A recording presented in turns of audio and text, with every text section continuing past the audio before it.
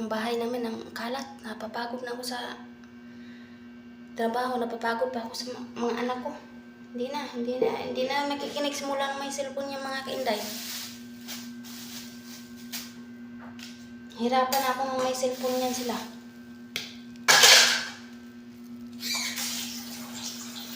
Nagsisito tuloy ako ngayon. Karoon sila ng cellphone.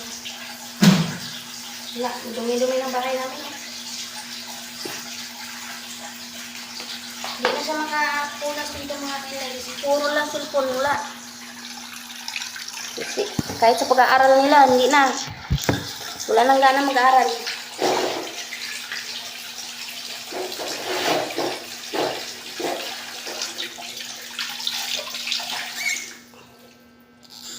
Karating ko lang mga kaintay.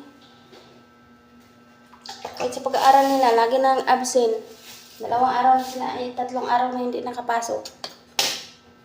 Hindi yan sila nagigising pag ginigising ko. Iyak-iyak pa. Ayaw na pumasok.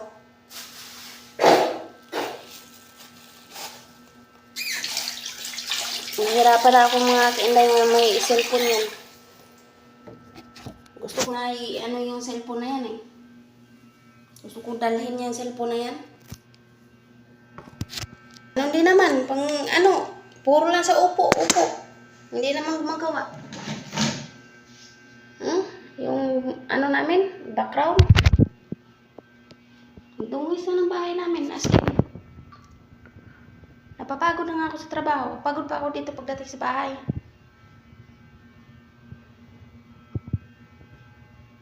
Sinasabihan ko na siya na magligpit-ligpit. Wala. Hindi talaga nakikinig. Kahit sa kinainan niya nga, hindi makahugas. Ilang taon na sana yan.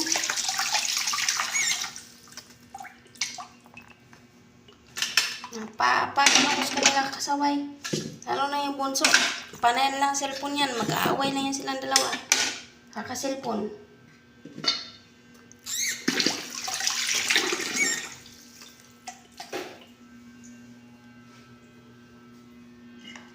Pag hindi ako gagawa dito sa bahay, kakadiri na yung bahay namin. Kahapon lang to, hindi na linisan.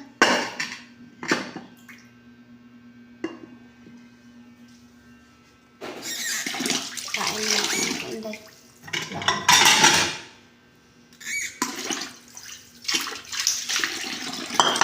Nasabihan ko siya nga maghugas siya ng pinggan, maghugas siya ng wala, hindi na nagawa.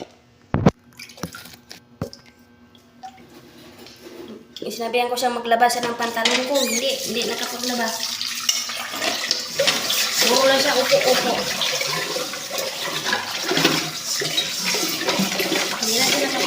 Hindi na siya makapagkilos dito. Puro lang talaga laro. Wala na.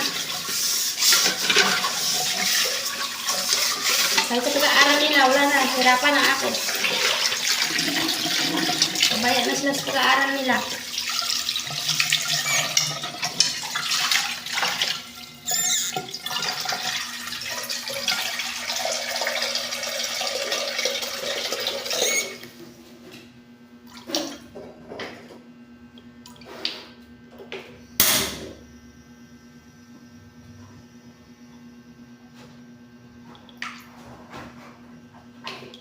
Lalo na maliit, pag kinigising mo yan, maliit. Nagagalit pa yan. Kasi antok pa nga daw siya. Paano? Ano oras na natutulog? Tinatawagan lang matulog. Upo daw, upo. Ang ate talaga niya nagpasimuno. Upo daw siya ng upo. Tulog na daw sila. Kain mo na ako mga kainday. Gutom.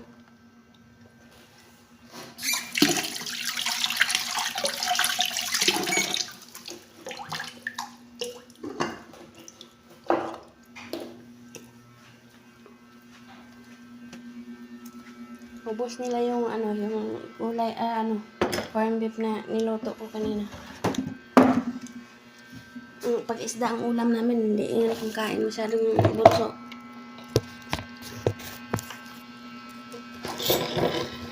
Luto ko ng guys, tilapia. Prito ko ng tilapia. Guys, so.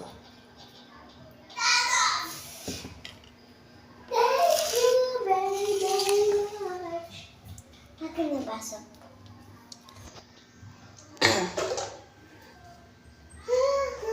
Ang mga anak kong mga kainday, hindi na pumapasok sa school.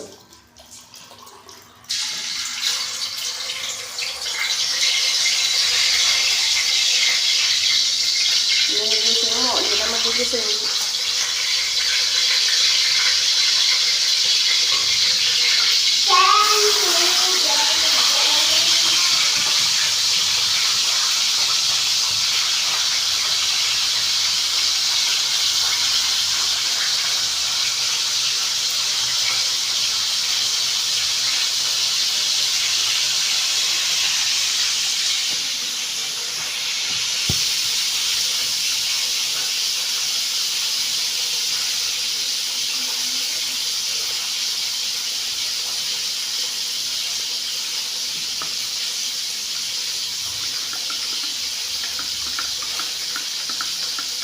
Hi guys! Kamusta kayong lahat?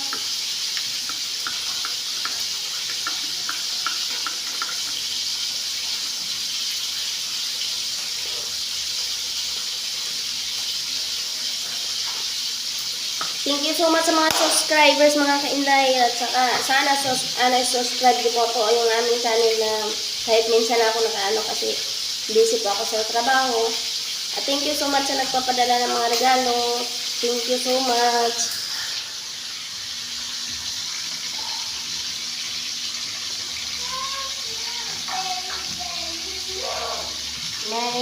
Ano lang ako mga kainday, may nalaman na ako sa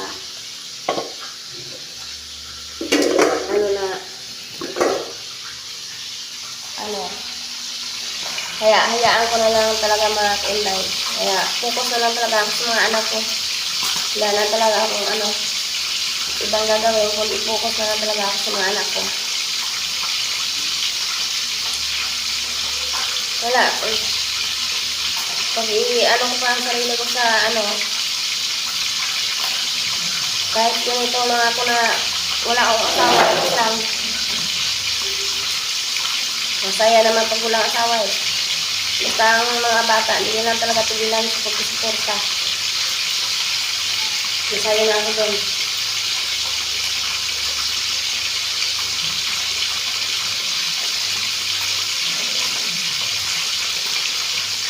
Ngayon, baba ako sa suko. Na may effort na maganda ng trabaho ko ngayon.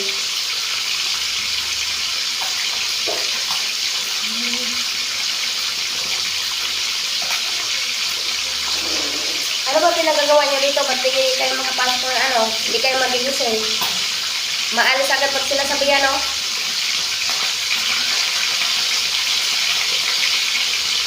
Kaya, ang gagawin mo nga ngayon, sana matuloy yung pinangako sa amin na bahay para hindi na may bayaran. Para makapag-ipon na rin ako.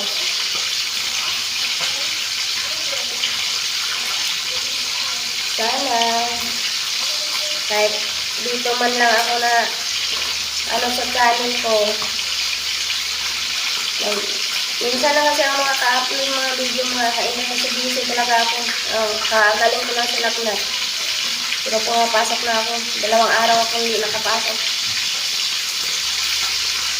Kasi nag-change naman eh. Nasa bahay ka lang talaga, wala kang kita. Tapos labas ka ng labas ng pira.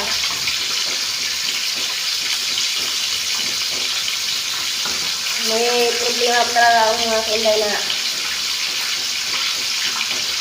kailangan patupabinatan yung isa. Pag-ipunan ko talaga ito. Kasi hinahanapan dito sa school ng baptismal. Kailangan yun. Kaya nag-iipon talaga ako na pabinyagan to. Kung papa nila walang pakialam sa sa mga ganong bagay. Ako may pakialam. Pag-ipunan ko na lang talaga to.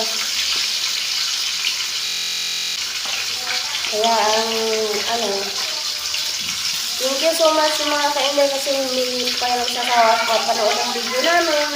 Thank you kasi kahit pa paano, wala ako dito kung wala kayo. Mga subscribers, thank you so much.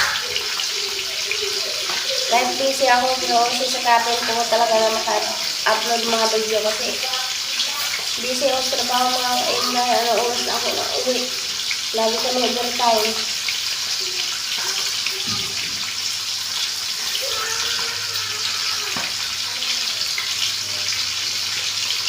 Sana nga makapag-ipon na ako para makapabigyan na ako sa aking bunso.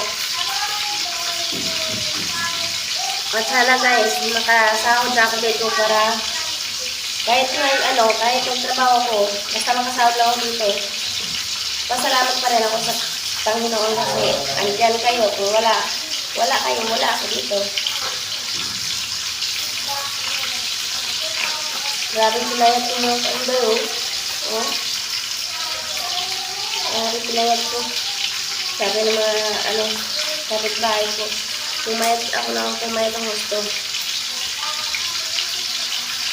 Sabi ko, wala, pa yan? Payat lang yan. Hindi pa rin nagbabago yung ugali ko. Yung kilala sa akin, yung kasi kung sino nakakilala sa akin na gano'n ako, salamat. Yung ayaw naman sa akin, salamat pa rin. Kasi hindi naman lumaban yung buhay na hindi dahil din sa inyo.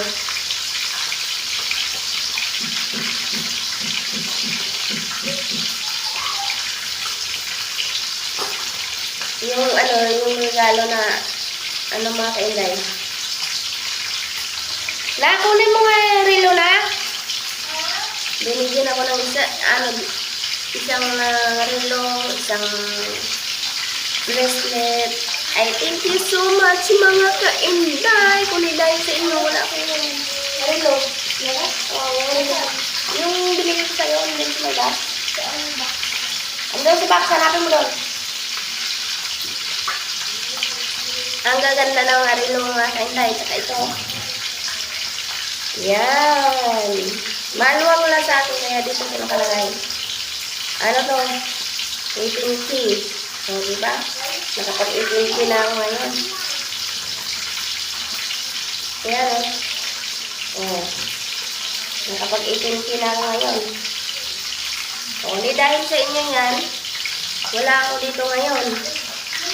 Thank you so much. Yung relo kasi ang binigay sa akin, sa bracelet, maluwang, kaya hindi ko sila suot. Malaki lang yung tiyan ko, maliit lang yan. Andun.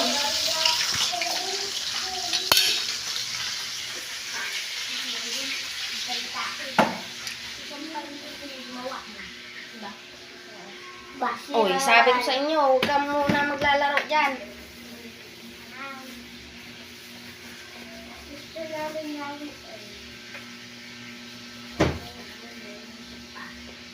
Sityo, papi. Uy, nagmumura ka doon. Joke lang. Magsuloy ka doon. Sorry. May mati. Tapos, meron na naman parating na isang package. Hindi ko alam kung ano yun. Baka mamaya na natin, O, diba? Hindi dahil sa inyo mga kainday, hindi ko ito na hindi ako naghawak ng ganito.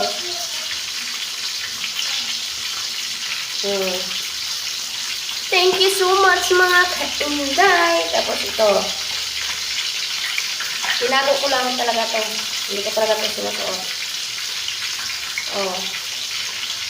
Yan. Diba? Maluwang kasi maluwang mga kainday. Kaya hindi ko sinusuot yan. Yan. Regalo sa aking munting subscribers. Thank you so much. Kundi dahil sa inyo mga kainday, wala ako nito ngayon. Oh, maluwang na lang mga kainday. Paano ko patupad yan saan? Binigay ko sa sa anak kong panganay. Oh. Tapos meron pang may kasama kasi ito eh. Kaya ang isa hindi pa dumating maluwang. Kaya hindi ko masuot yan. Oh. O, diba? Kung di dahil sa inyo, wala ako nito. Kaya, thank you, thank you.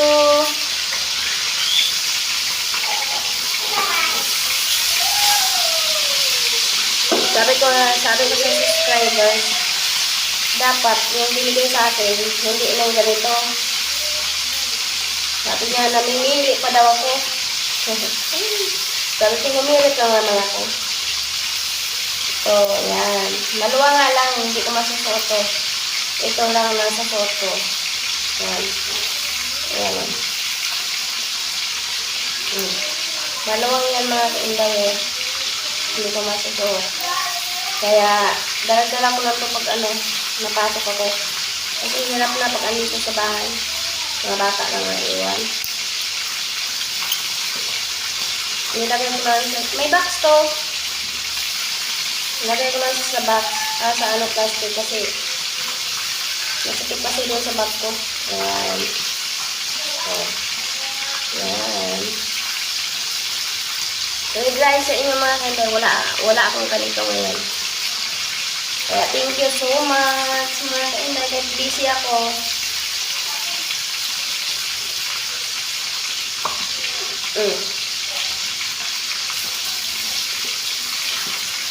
Mamaya parating pa yung isa.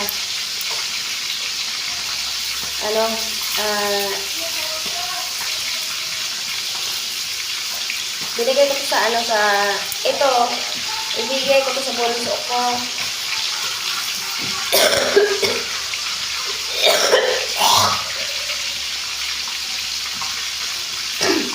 Ibigay ko sa bunso ko, paliitan ko lang. Para magamit ang bunso ko. Diba, pag maalis kami yun, magagamit nila. Pero kung nandito sa bahay, ito yung sila kasuot. Itago ko lang ito.